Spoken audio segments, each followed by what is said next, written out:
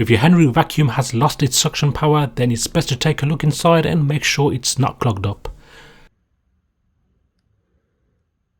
The vacuum bag was not even half full, and normally when I vacuum the carpet you can feel the suction, but at this point I knew there was something wrong.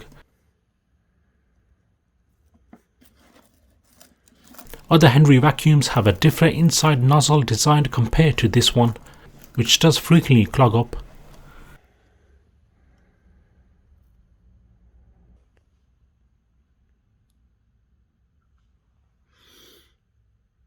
Anyway guys, I got it cleaned up now and it's working perfectly fine.